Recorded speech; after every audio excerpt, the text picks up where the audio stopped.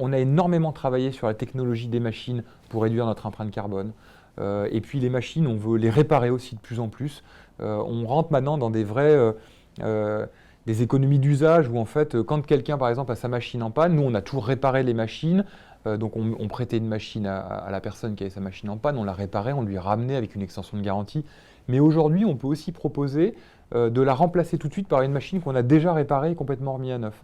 Et ça, les consommateurs n'étaient pas prêts à ça il y a quelques années. On voit que les mentalités changent et aujourd'hui, on voit qu'on rentre dans ces économies d'usage. Peut-être que demain, vous achèterez votre machine une seule fois et puis après, à chaque fois qu'elle tombera en panne, on vous la remplacera par une machine déjà réparée. Ça, c'est hyper intéressant pour nous parce que c'est une autre façon de se comporter et de réduire notre impact carbone.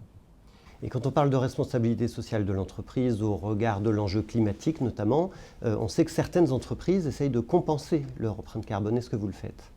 Alors oui, et on compense 100% notre impact carbone. Donc, et on fait ça à travers un programme qui est un programme d'agroforesterie. Parce que la compensation carbone dans les entreprises, souvent, donc on utilisait du carbone, évidemment, on en générait. Et puis après, on allait compenser, on faisait ce qu'on appelait de l'offsetting, c'est-à-dire qu'on compensait en achetant des crédits carbone, parfois sur des activités qui n'avaient rien à voir avec l'activité de l'entreprise. Et nous, on s'est dit, c'est pas de l'offsetting qu'on veut faire, c'est de l'insetting, c'est-à-dire on veut compenser nos émissions de carbone dans notre chaîne de valeur. Et donc, on a trouvé un moyen formidable, c'est l'agroforesterie.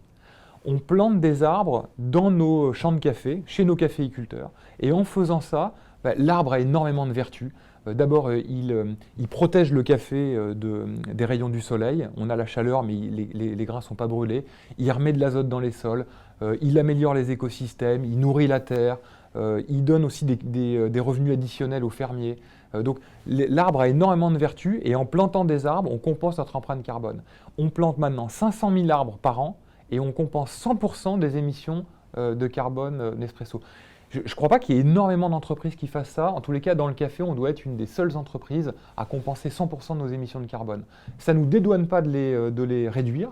On doit réduire nos émissions de carbone, c'est très clair. Mais en attendant, on peut au moins les compenser. Je ne crois pas avoir déjà vu ça dans la presse. Vous avez déjà communiqué là-dessus? Non, on n'a pas communiqué, donc c'est aussi un scoop, parce que jusqu'à présent, on n'avait pas communiqué. Et voilà, et maintenant on veut le faire savoir parce qu'on pense aussi que c'est notre rôle aussi de dire aux consommateurs de faire partager un peu l'envers du décor, quoi. Pas simplement prendre du plaisir à déguster son café, mais de savoir qu'est-ce qui se passe aussi derrière, comment l'entreprise se comporte. Et je pense qu'il y a des gens qui prendront encore plus de plaisir à déguster leur café en connaissant notre engagement très fort en matière de développement durable et en sachant qu'on compense l'intégralité de l'empreinte carbone.